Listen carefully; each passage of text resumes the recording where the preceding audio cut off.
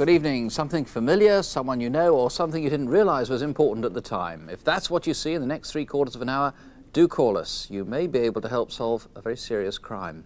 And you can influence things straight away. Here's the number. We're live, as always, and police officers working on tonight's cases are here now waiting for your call. Or if you prefer, you could talk to a BBC researcher. And as usual, we've this separate number for deaf viewers using the Minicom Supertel system. Perhaps you'd care to make a note of it. Our reconstructions tonight come from Derbyshire, London and Lancashire. Almost exactly a year ago, 16-year-old Michael Bolton disappeared while out jogging near his home in Eyam in Derbyshire. Police are hoping someone tonight will at last help discover what has happened to him. In Cleveleys near Blackpool, a pensioner found himself caught up in a violent raid on a security van. The guard received serious injuries in the attack. And police in West London are trying to unravel the extraordinary mystery of Surinder Gill, an insurance salesman.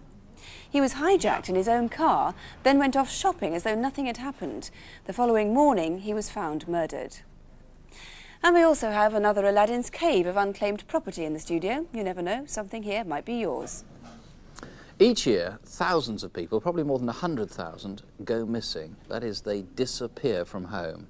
There's no central register in Britain for missing persons, and the police are reluctant to chase after anyone if it seems likely they've walked out of their own free will. Now, that's usually the case, of course, and in fact the vast majority make contact or turn up within a year. But our first case tonight is one which is causing grave concern: the disappearance of a schoolboy, Michael Bolton. Police believe his disappearance may be murder. This video was taken at his school shortly before Michael vanished.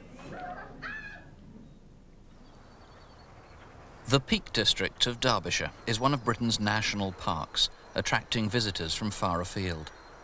At its heart lies the village of Eyam. This was home for Michael Bolton for 2 years, from 1987. The countryside had become a sanctuary for Michael.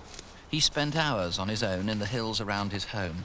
A rather shy young man, more at ease with nature and with himself than with the company of other people. He'd been in care since he was 2, but he'd now settled in with his new foster parents, and things seemed to be going well. Michael was a quiet boy, a loner. Michael was trusting. He was very good with animals and our children, our young children. And he was also good with me. You know, we had a good relationship where, because of his past, had been quite traumatic. He'd been in quite a number of homes, and they'd all broken down. So Michael coming to live with us was like a last resort. If it didn't work with us, he would stay in a children's home. And we'd got him to the fact where he would give me a kiss and a cuddle to go to bed at night, which for Michael was very good, because his problems were coming to terms with why everybody in his past had rejected him over the years.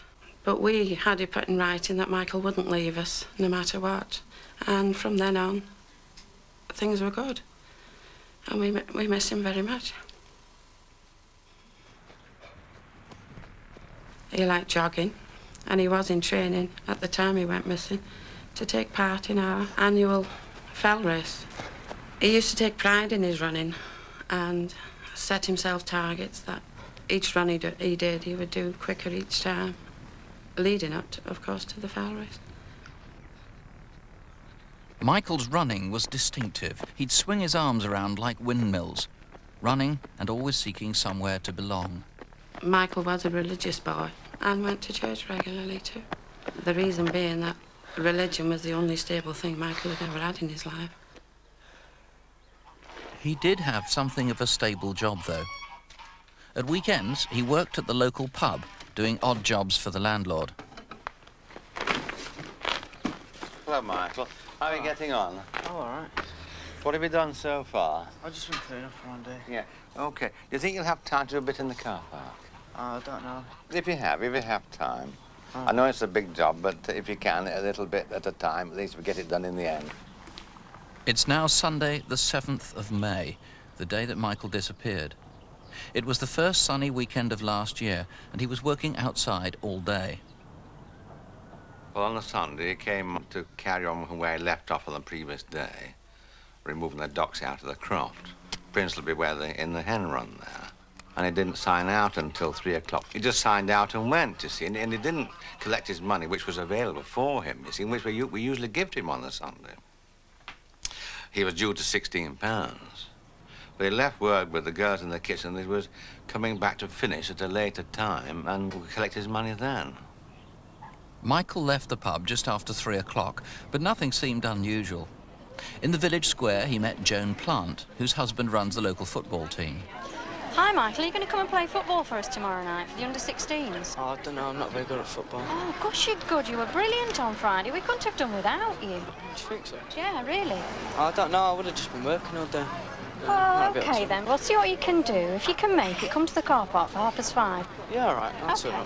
Look forward to seeing you. OK. OK, love. Bye. See you. Bye. That was the last known conversation with Michael Bolton, though there were hundreds of visitors to Eyam that day and thousands in the Peak District who might have seen him. Were you there? Could you have seen Michael that Sunday, on May the 7th, somewhere in the area? Michael was seen in the vicinity by the people in this car, heading back to Eyam through the neighbouring village of Stony Middleton. We'll have to go down Corin again Simpson worked part-time at the pub. Yeah, that's a good idea. Sunday afternoon. Great. Oh, I wonder what Michael's doing down here. Who's Michael? He works up at the Miners' Arms.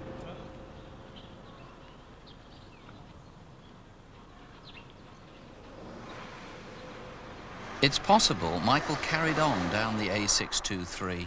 Anne Povall, who was out with her husband at Calver, saw someone who looked just like him.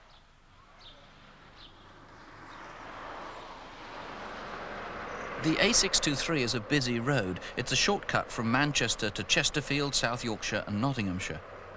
That Sunday in Manchester, Nottingham Forest met Liverpool in a replay after the Hillsborough disaster, and police believe Michael was seen by a Forest supporter at about 5:15. He would have had very little money on him, no change of clothes, and, as far as anyone knows, no intention of leaving home.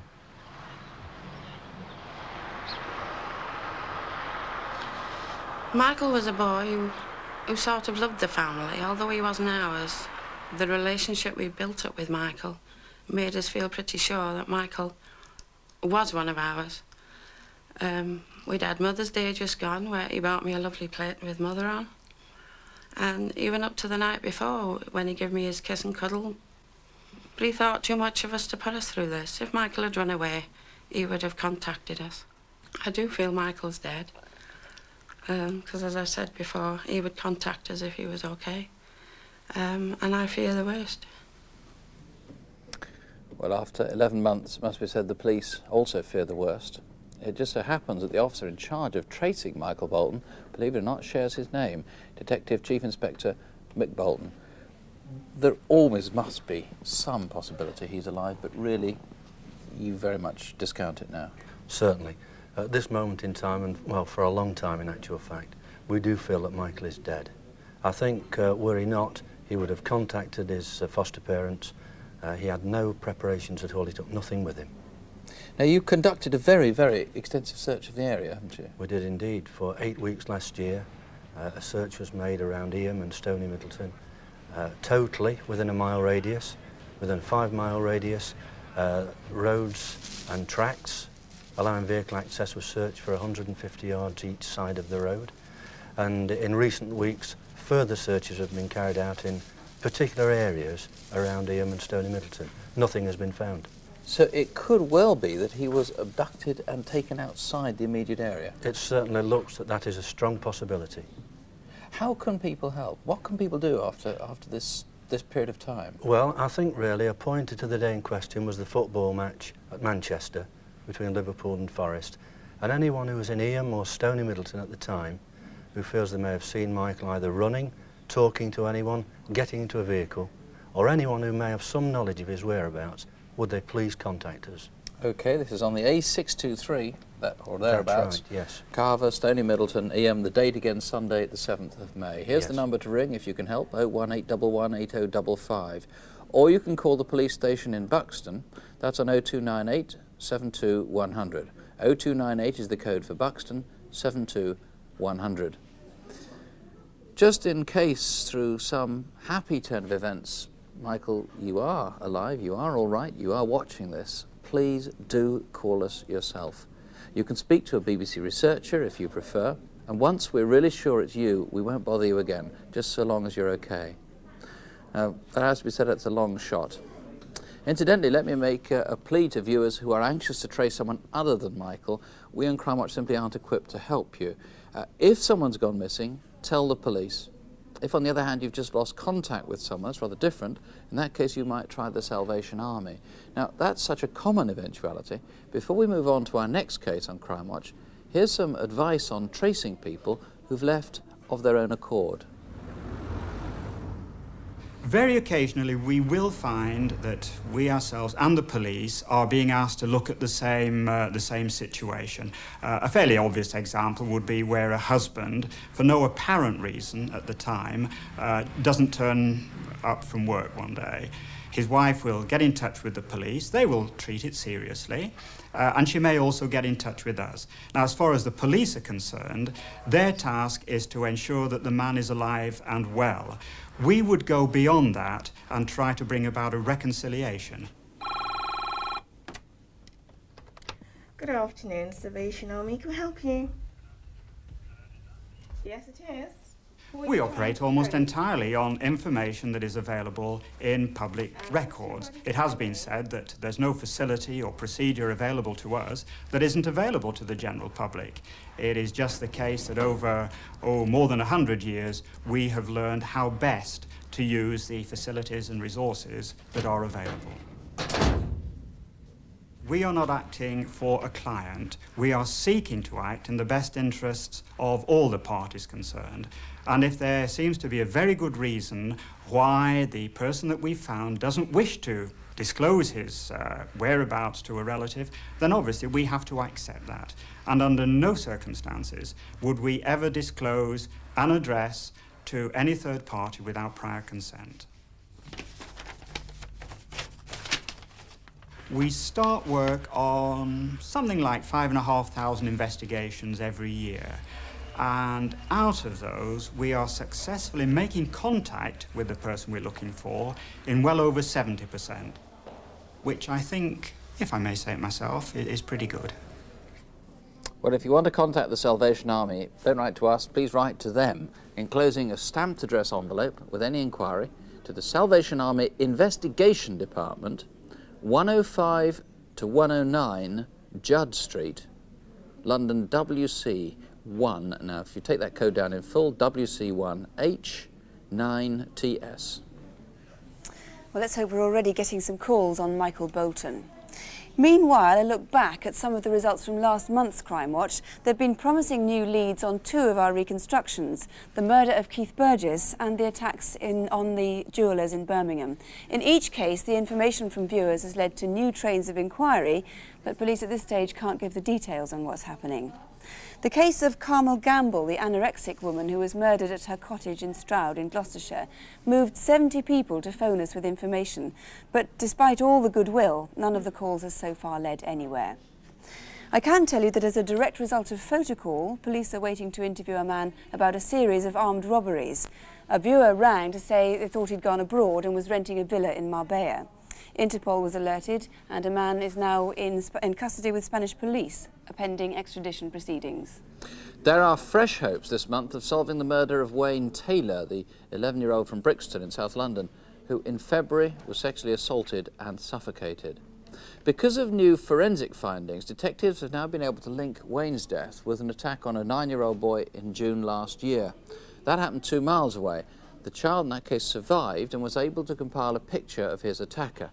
He's in his 20s, he's quite short for a man, he's 5'4" or thereabouts, and slim, though with an athletic build. I don't know what it's worth, but he told his victim he was called Derek. If you recognise him, please do call us 01 811 8055. That's 01 811 8055. Or you can ring the incident room at Lambeth. That's 01 230 1212. Ask for Lambeth. Another piece of news from last month. Thanks to Crimewatch viewers, police have now discovered the identity of the woman whose body was found on Hamworthy Beach at Poole in Dorset in February. Police drew up an artist's impression, and that jogged the memory of a British Rail guard who rang to say he was sure he'd spoken to her on the Manchester to Poole train. She'd been inquiring about resorts on the south coast. The next day, Reading police rang the Dorset force, identifying her as someone on their missing persons list. Police now feel there were no suspicious circumstances surrounding her death, and last week a coroner's inquest returned an open verdict. Well, now to this month's incident desk, brief appeals for help on cases from across the country.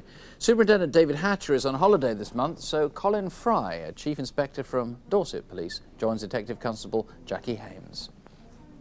First, the murder of schoolgirl Christine Lee. Strathclyde Police need your help to solve the murder of this 10-year-old from the Castlemilk area of Glasgow. At about 10 to 4 on Monday, the 12th of February, Christine left home in Macquarie Road, Castlemilk, to visit her grandmother in Ballantay Road. She would probably have taken this route and crossed to the other side of this play area, known locally as the pond. She went this way every day after school.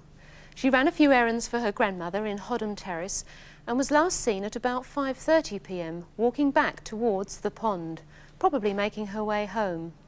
4 hours later, local residents found Christine's body nearby. She was wearing clothes identical to these, a purple anorak with this distinctive pattern lining, these jeans with Batman motifs on the legs, and sneakers. She carried a black umbrella. Could you possibly have seen Christine that night? There was snow on the ground, so it wasn't that dark. We believe that there were over 300 people in the area that evening, and Glasgow Police need to talk to everyone in the hope that they might remember some small detail which could give them a clue about Christine's murderer. The officers also want to speak to one man who was seen running away from the pond towards Hodham Avenue. He was in his early 20s, about 5'8", slim and wearing a light-coloured top. The officers from the incident room have made numerous appeals, but the response sadly has been very poor. If you saw Christine that night, Monday the 12th of February, or were in the area yourself, or have any information, then please call us. There is a reward. Next, my colleagues in Suffolk are appealing for help in connection with 3 rapes. They all happened in the Gipswick Park area of Ipswich, and we think were possibly committed by the same man over the last 3.5 years. The first attack was back in 1986. A 41-year-old woman was raped at knife point as she walked home along the footpath near Chesterton Close. She helped police compile this video fit a year later, after the same man accosted her again. This video fit was made by a 22-year-old woman who was raped on Friday the 20th of October last year near Princes Street Bridge, just east of Gipswick Park. Then, on Sunday the 14th of January, at 8:30 in the evening, a 17-year-old girl was raped as she crossed the same park. Like the attack in 1986, the man used a knife to threaten her. There are distinct similarities between these rapes, and Suffolk Police believe the 2 video fits could be the same man. It's a vague description, but he seems to be about 5'8" to 6 foot tall and 25 to 35 years old. So, if you were anywhere around Gipswick Park at the crucial times and remember anything at all, or if you can help to identify the rapist, please call us now. Suffolk Police need your help to trace these 3 men. The video fits were compiled by a sharp-eyed worker at the Angel Corner Clock Museum in Bury St Edmunds. He noticed the men acting suspiciously on March the 19th, 4 days before the museum was robbed of a valuable and unique collection of watches and clocks. The first man is 5'7" and in his mid-30s. He has short black curly hair, a moustache, and wears glasses with abnormally thick lenses. The second man is about 5'8", stocky build and in his early 20s. He was wearing a golfer's hat with the peak turned up. The third man is 6'2", 30 years old and possibly Eastern European. The thieves broke in on Friday the 23rd of March, smashing a window at the back of the building at about 7:15 in the evening. They used these hammers and an axe, which were probably sold at a market. So we'd be very interested in any calls from a trader who might remember who bought them. Or you could have seen the van used in the robbery, stolen from London 2 weeks earlier. We need to know where it was between March the 10th and March the 23rd. But the stolen property is more likely to jog your memory. 54 watches and clocks were taken, a fine collection worth at least £300,000. This watch alone is worth £50,000. They were bequeathed to Bury St Edmunds by a local man in memory of his son, who was killed in the Second World War. There's a substantial reward being offered for arrests and the recovery of this property. So if you have any information to offer us on this or any of our cases on Incident Desk, please ring us now. And if you think there's any way you can help, here's the number: 01811 8055, 01811 8055.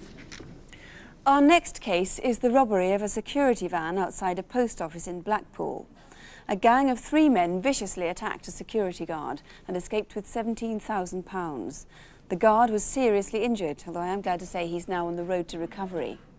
Several of the witnesses who've already helped police on this inquiry have helped us make this reconstruction. It begins on the day before the robbery, that's Thursday, March the 8th, at Blackpool.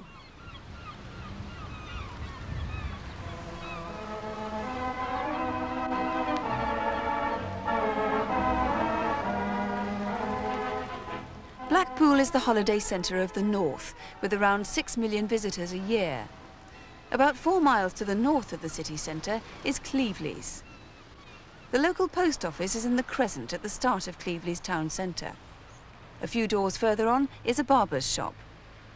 On Thursday, March the 8th, the day before the robbery took place, one of the barbers noticed 2 men hanging around the area. You busy? Very busy, actually. An actor plays the part of the barber, although he himself describes what he saw that day. I was suspicious because they were hanging about all day, and every time I went to the window, they were there. On that Thursday, I'd been really busy, and I'd just finished with a customer. I went next door to get a drink from the amusement arcade.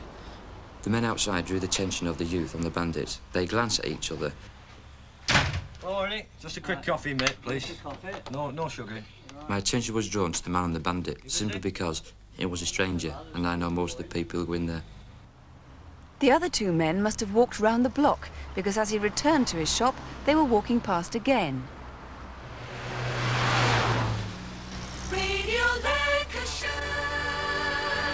And in the headlines this morning, a major air and sea search has been carried out in storm-force conditions off the Lancashire coast after a man is reported missing. The next morning in Preston, 18 miles away, Susan Myerscough drove to work as usual.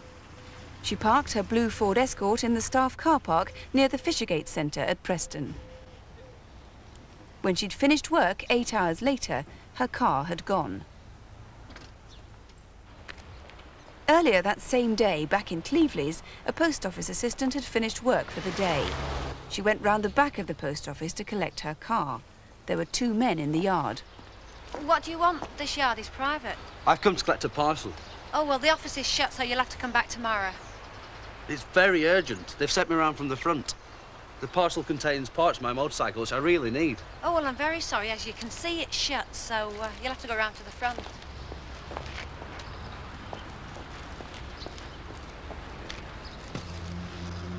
Just a few minutes after that, pensioner Jack Evans was crossing over to the post office to send a letter. He was about to become the key witness in a robbery.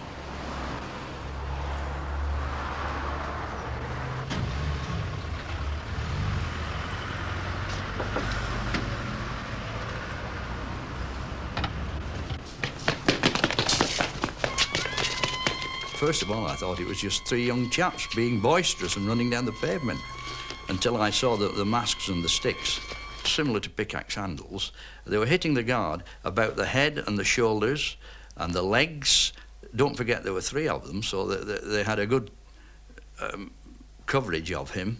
And the middle one was kicking him in the stomach to try to make him leave go of the money. And it was horrible. It was totally horrible, actually. Jack had twisted his ankle, but he did his best to follow them. Afterwards, I felt somewhat shaky and angry at these people. I thought the sooner they're caught, the better, these people, and get their just deserts. Another witness was sitting in his car outside the post office yard.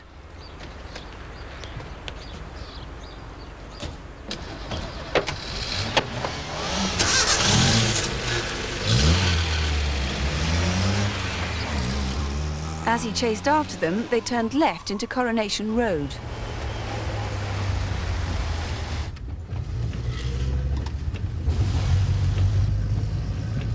Seeing them turn right at the top, he decided to take a shortcut.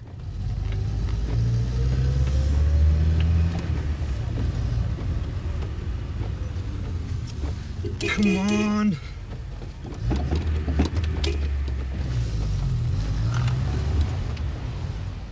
He lost them somewhere along Victoria Road West.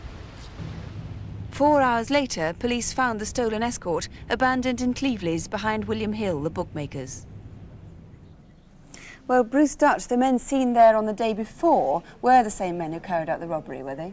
These two men were seen hanging about the post office, watching the post office, and they must have walked round the block a few times, and their actions were suspicious to say the least. From witnesses, we have been able to complete artist impressions. The first man is 5'8" to 5'10", early 20s.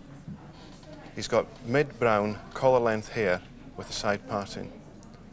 The second man is 5'10" to 6 foot. He has mousy to fair hair, which is described as spiky on top. He has an angular face and a somewhat distinctive hooked nose. Now that fair-haired man, the description fits very much the man the post office employee saw in the post office yard on the day of the robbery, just before it happened, in the red tracksuit. The man with the red tracksuit was seen minutes before the robbery, and the witness has seen the artist impressions from the persons the day before and has described them as being very similar. But it was minutes before the robbery, and yet the robbers weren't. None of the robbers was wearing a red tracksuit, so how could he have changed so fast? That's correct. He must have done a quick change act nearby, perhaps in the back of a vehicle. What about the third man who was seen by the barber in the amusement arcade, again the day before the robbery? He was seen in the arcade, and there's no doubt he was known to the other two men. He, again, is in his early 20s. He's 5'8" and has dark collar-length hair. He was in possession of a blue holdall, similar to this one. Just an ordinary navy holdall? That is correct. Right, so if anybody can link those two descriptions and that holdall, if you think you might recognise either of those two descriptions, or if you saw those men on Thursday the 8th or Friday the 9th of March, if you can add any detail at all which may be of help to Detective Inspector Bruce Dutch and his colleagues, please do ring us here in the studio, 01 811 8055. Or call Lancashire Police Direct at Fleetwood Police Station on 03917 6611. That's 03917, the code for Fleetwood, 6611. Well, we're getting an overwhelming response on the Michael Bolton case, but I have to say very few of the callers think that they saw Michael Bolton on the day in question, the day he disappeared, Sunday, May the 7th last year. Instead, we've got Michael Bolton lookalikes. It just could be Michael, you never know, but probably lookalikes in all sorts of parts of the country, but particularly in clusters in South London and in Worcestershire. So we'll try and find out rather more about that. We're now to Aladdin's Cave, a chance to see if there's anything that you recognise among a big collection of property that's been recovered by two forces, Thames Valley and Nottingham Police. To take us through it from the Antiques Roadshow, here's Eric Knowles. Well, we start with a piece of pure Victorian nonsense. It's a Cowhorn Trophy Cup won by G.J. Robbins, who was a champion at Chiswick in 1898. The mind boggles at what part of the animal's anatomy the runners-up actually got. But here's a little fellow who's quite happy to blow his trumpet. It's a nice little French bronze by that great French sculptor Clodion.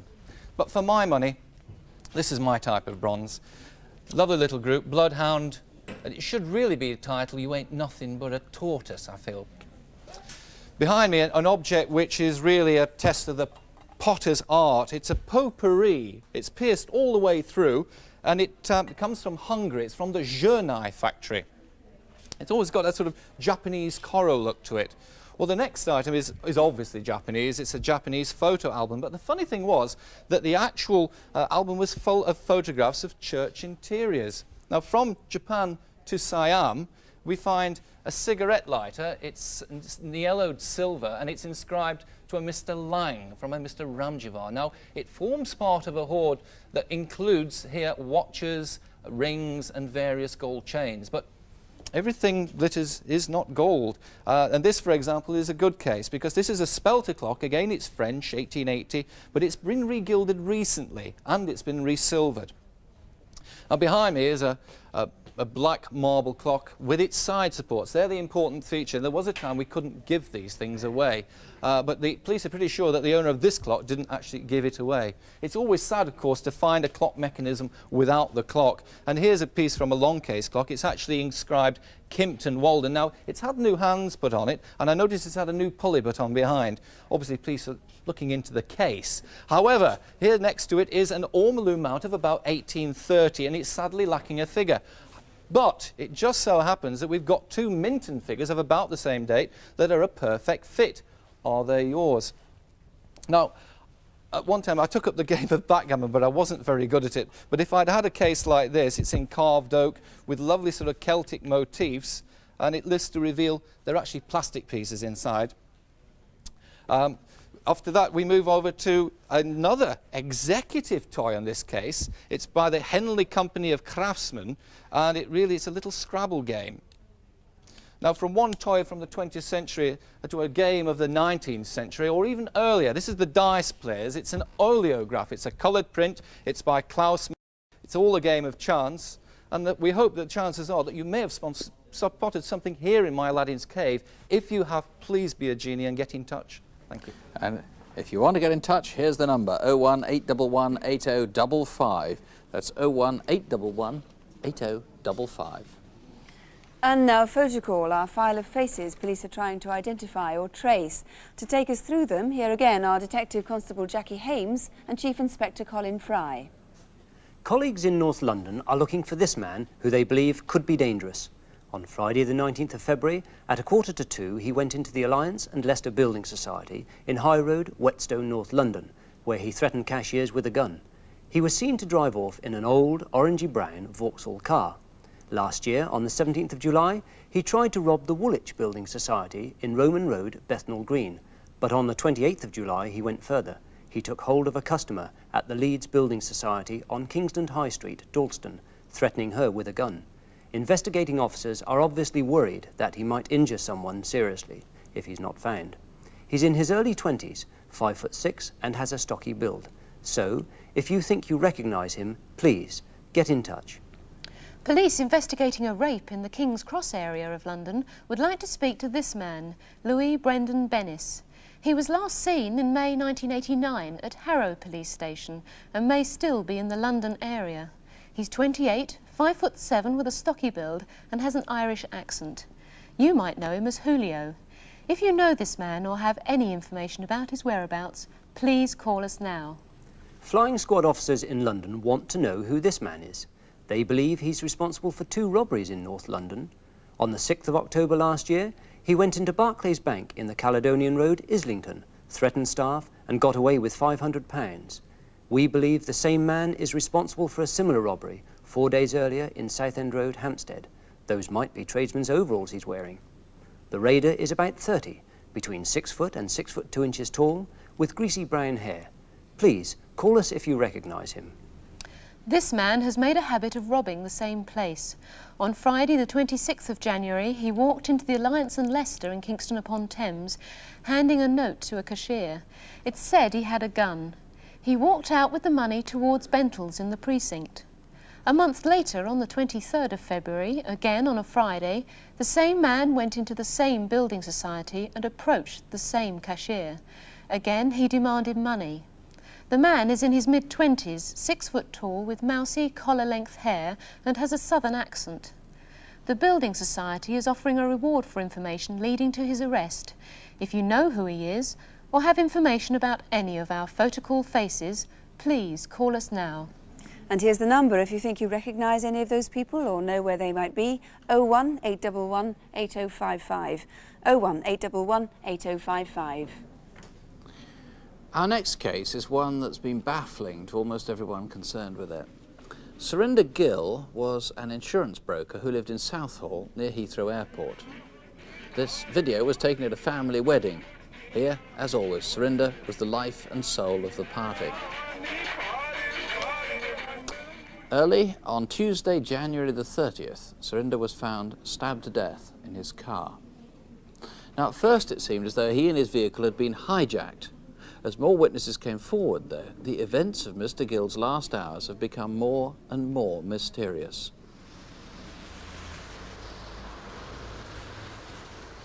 It's Monday, the 29th of January.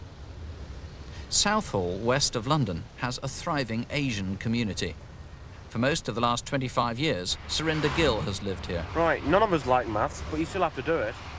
He began the day as usual, ferrying his daughter and his brother's 2 children to school. I suggest to you that you pull your socks up. Yeah? Yeah. Right. Surinder had done well since he himself left school. He'd clearly prospered. Come on, He drove an expensive, customised Mercedes. Come on, let's have your zip up. Alright, are you alright then? Listen now, you're going to be a good girl and behave. Alright then, right, I'll see you later. Let's go. Bye-bye, right. Bye. Mr. Gill had acquired a distinctive number plate reflecting both his name and his personality. He was flamboyant, image-conscious, and drew attention to himself. No problems at His all. car was virtually his office, and much of his business was conducted on his mobile phone. Yeah, if that's the policy you want, then that's the way I'll arrange it. Not at all. Sure. Sure. Yeah. Bye.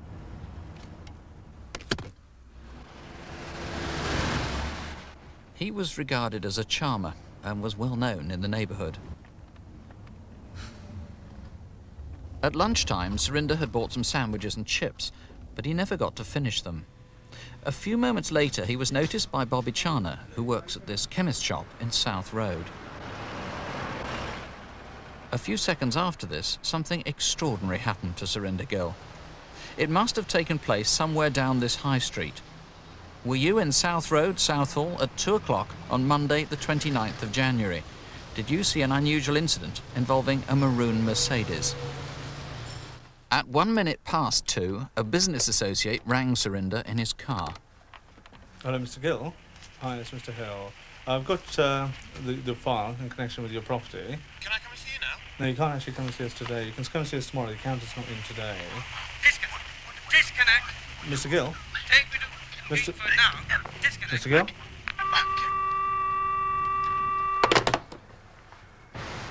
Whatever happened in or near South Road, within moments Surinder's car was seen half a mile away in Merrick Road.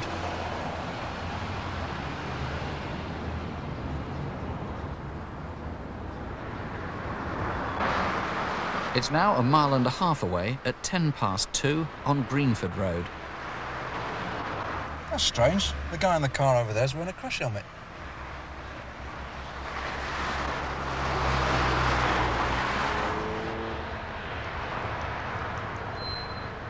Half a mile further up Greenford Road, the car was seen to turn around and head back towards Southall.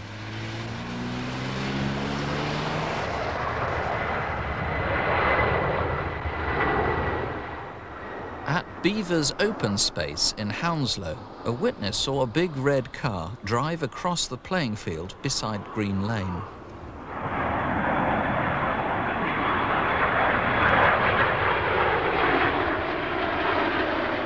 It's possible the car remained here for half an hour or more.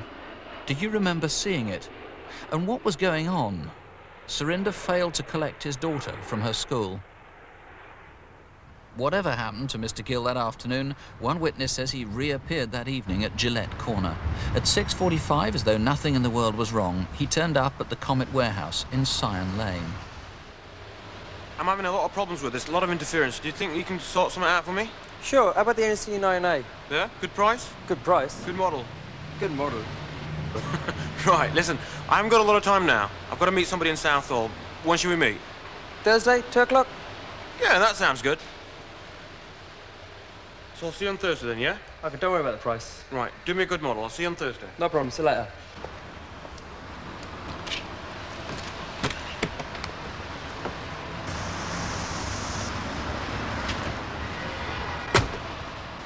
Several people had tried to ring Surinder, but couldn't get through.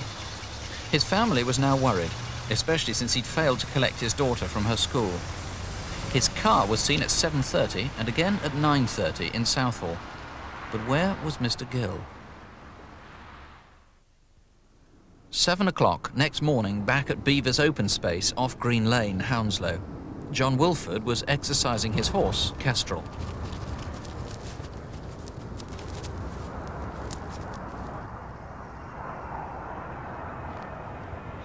A man was slumped in the front passenger seat.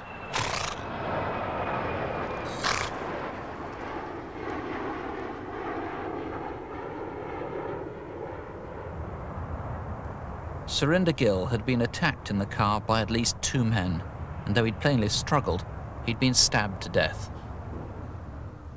Stuart Hull, what on earth was going on? It seemed he was hijacked, and yet there he is, nonchalantly, apparently turning up at a shop to try and buy a phone. Yes, well, it is very baffling, but what I think happened was that he was in some way overpowered that afternoon, just after 2 o'clock, in the area of South Road. He was either hijacked or kidnapped, call it what you will, but something drastic happened to him at about 2 o'clock that afternoon.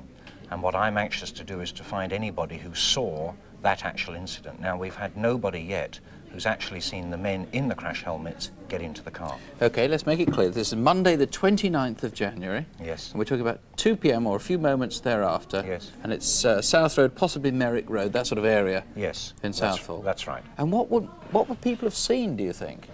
Well, it's possible that the men in the crash helmets actually jumped into the car and overpowered Surinder. And, I mean, to see anybody get into a car carrying crash helmets is very unusual and should have struck a bell with somebody. It should have lodged in somebody's mind. Then the car disappears, and so does Surinder. Yes. After about 3:30 p.m. There's a 2-hour time gap where we have no sightings of the car in the afternoon between 3:30 and 5:30. And it's possible that the car was parked up somewhere during that time, and obviously we would like anybody who saw the car during that time to come forward. And presumably you need to contact all his acquaintances, anybody who knew Surinder Gill. Yes, that's right.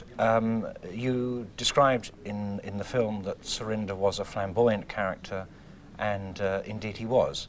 And he had his faults just like the rest of us. But what I would like to say is that his murder has left a terrible scar on the family. And the family in the Indian culture is at the centre of their lives. Now, something has happened that's destroyed this family.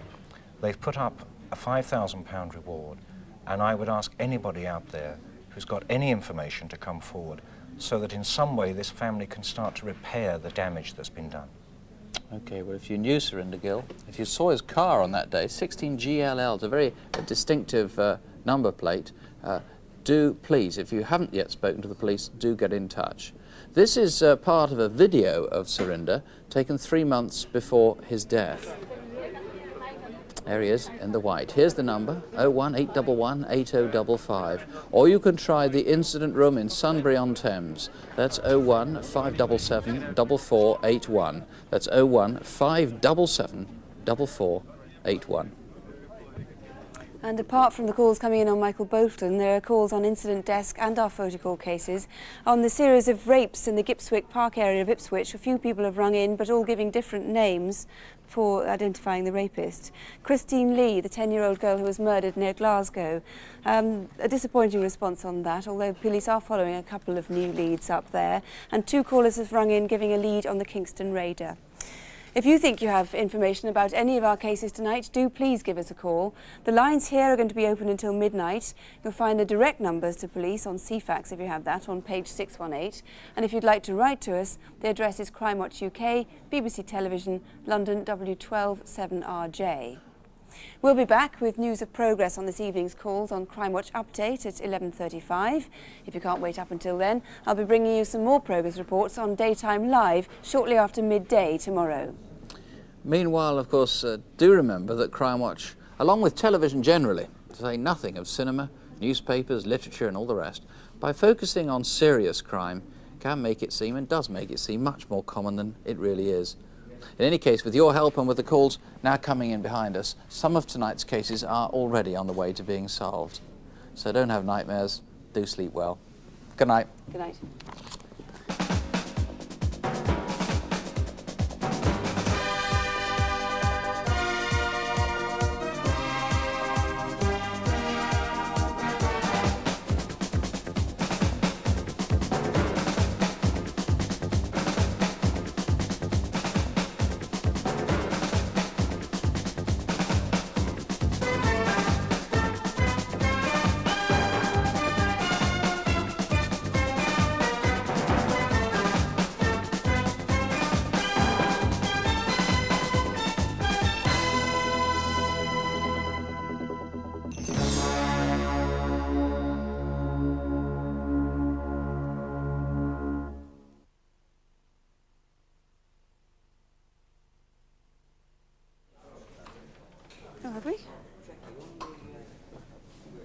Oh, brilliant.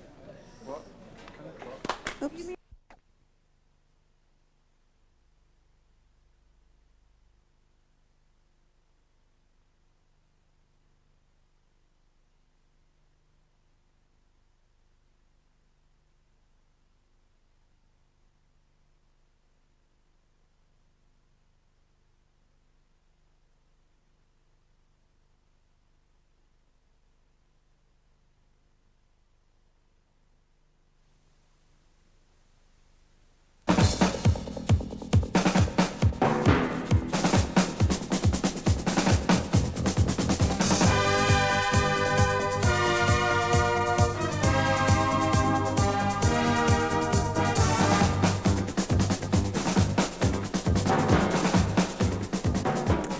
Hello and welcome back. An enthusiastic response, I think I can say, from viewers on tonight's cases. Information on most of our cases, some new leads to work on and some existing lines of inquiry now eliminated. First of all, the Surinder Gill case. That was the baffling case of a businessman from Southall, west of London, who seems to have been hijacked in his car and who vanished for an afternoon, then reappeared as though nothing in the world had happened. Many people reported seeing Mr. Gill's car being driven by a man apparently wearing a motorcycle crash helmet. Next morning, Surinder Gill was found murdered. Stuart Hull has been collating all the calls. I gather you're really very pleased with the response. Yes, indeed. The phones have been buzzing at the incident room, and so far we've had 2 more sightings of the driver with the crash helmet, which is encouraging. We've had a sighting of the car at about 4:30 in the afternoon, which is also encouraging because that was the missing time, you'll remember, between 3:30 and 5:30.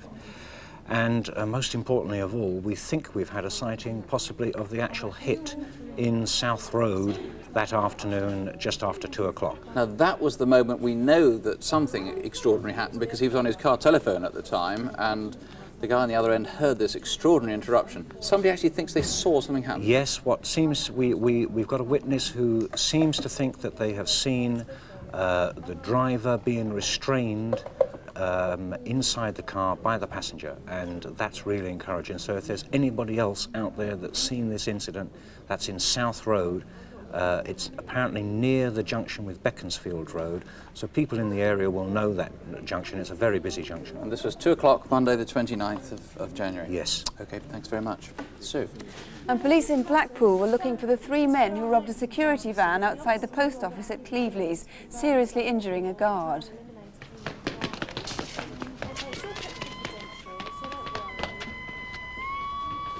A local man remembered seeing 2 men hanging around the area the previous day, so there were good descriptions of the 2 men.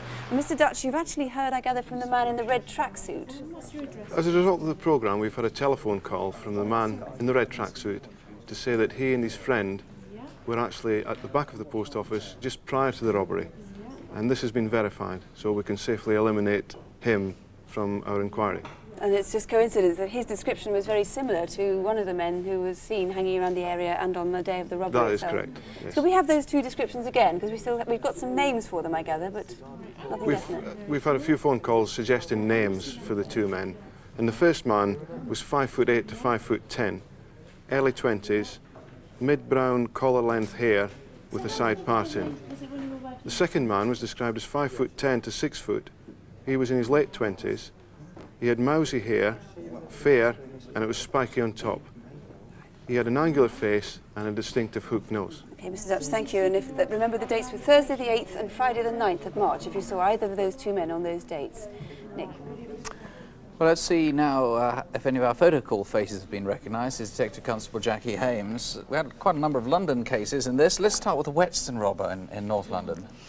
We had a fairly cool response, 3 calls giving names, but sadly none of them correspond, so please keep the calls coming in on this one. OK, and what about Julio, as he was known, Louis Brendan Bennis, who's one in connection with a rape inquiry? Unusual name. Quite a good response. Some calls suggested he originated from Limerick in Southern Ireland, several sightings in North London, but more interestingly in south of England on the coast, including one call that the officer is particularly keen to follow up, so fingers crossed. OK, the bank raider then in Islington? Yes, originally there was a poor response. The calls included sightings in and around London and also one possible name. But we've just had one call that was very interesting and gives a name of someone in Islington with a very similar description. So, again, we're keeping our fingers crossed on that one. And what about that really persistent man who robbed the same building society in Kingston in Surrey twice? Yes, that's right. I'm delighted to end on a case which actually produced a lot of very good calls, many giving the same name. So we're hoping for a good result. The officer is sitting here in the telephone area, looking very confident, I should say. Good. Jackie, thanks very much. Thank you. Sue. Well, our Aladdin's Cave this month came from Thames Valley and Nottingham Police, but of course it could have come from burglaries anywhere in the UK. And Eric, has anybody recognised any of the items? Well, one item I didn't actually talk about was this barometer. Now, I'd like to stress that the maker is a London maker called J. Hicks. So one lady very keen on that. Nobody claimed my hound dog, I'm afraid, by Jacques Moir. Lovely piece. But good news on this little lighter. No less than 4 people have given the same name. This Mr. Lang apparently was a lecturer or a writer. So that's going to be reunited by the sound of it. Pretty sure. And a lady made a comment about this watch, which was shown in the jewellery group. Now, it is inscribed on the back and dated 1940. Got strains of Vera Lynn coming in there, haven't we? And another lady telephoned about this clock, wanted to have another quick look at it, and it actually shows a Scotsman upon a silver steed. Pretty distinctive. If you'd owned that, you'd recognise it, I think. Well, you should. But, alas, I mean, I rather like this backgammon box, and I'm prompted to start playing again, despite losing all that money. But, nice quality. The nice thing, I think, also is that, you know, the counters, well, they're not ivory, and that means you can play with a clear conscience, because no elephant has given up its life for your game of backgammon. Maybe somebody will claim it yet. Eric, thank you very much. Fingers crossed. I can tell you the calls are still hot with calls coming in. The phones are still hot at the moment. I think, as far as I can see, virtually every line is busy still. Let's go now to Michael Bolton, the tragic disappearance of a 16-year-old from the Peak District. Almost a year after he vanished, Derbyshire police suspect he's been murdered. He was last seen walking and jogging along the A623 about 2 miles from his home. Now, by curious chance, the detective in charge of the case shares the same name, Mick Bolton. Yes. Not a very happy response so far. I mean, I know a lot of people have called in, but I don't think you've been enthralled by the result. No, we've had an enormous response from people who are giving possible sightings of a boy answering Michael's description. They are well-meaning, but unfortunately they're in all parts of the country. Everywhere from north to south to Ireland. It did look earlier on in this evening as though there were clusters of them. Worcestershire and in London. Worcestershire particularly, in the Stourport-on-Severn area, we've had about 6 different sightings of a boy answering Michael's description in that area. All of these calls will be checked, but really what I'm hoping for is to speak to people who were in Eyam and Stony Middleton on the 7th of May last year, right, who may have seen Michael. You haven't altered your opinion. You think he's been abducted and probably murdered. I do indeed. OK, well, if you can help, we'll give you that number later on. If you were in Stony Middleton, Eyam, that area of the Peak District, May the 7th last year. Sue. Well, now to find out what's been coming into Incident Desk, Chief Inspector Colin Fry. First of all, there was the very sad case of Christine Lee, the 10-year-old in Glasgow who'd been murdered. Any news on that? Well, the police in Glasgow needed information because appeals locally really had not produced very much at all. And there have been several calls so far. Some people have actually called at Rutherglen Police Station. New information has come forward, but we still need to know who this person is seen running away from the pond that night. Right. And it was Monday, February the 12th, that date, was. so please do call if you do know. Your colleagues in Suffolk had linked 3 rapes in the Gipswick Park area of Ipswich. Yes, a fairly good response. Over 20 calls in this studio here, and another 10 calls back at Ipswich. Some calls from prison officers who believe that ex-offenders in fact fit the description. So the possible identity of the video fits does look promising. Right. And finally, that theft at the Clock Museum in Bury St Edmunds. Well, only a few calls. We certainly want more. One good lead. We can't talk about that at the moment, I'm afraid, but I would say that there is a substantial reward in connection with this crime. Colin, thank you. Well, that's about it for tonight. Our lines are closing in a few minutes. If our people can get off them, as I say, they're absolutely jammed at the moment. If you have some information in any of our cases, local phone numbers will be on your screens in just a moment. Alternatively, of course, you can always, if you want, just ring your local police. And don't forget, crimes as serious as the ones that we've shown tonight really are very unusual. And with all these calls, we'll help to keep it that way. So don't have nightmares, do sleep well. Good night. Good night.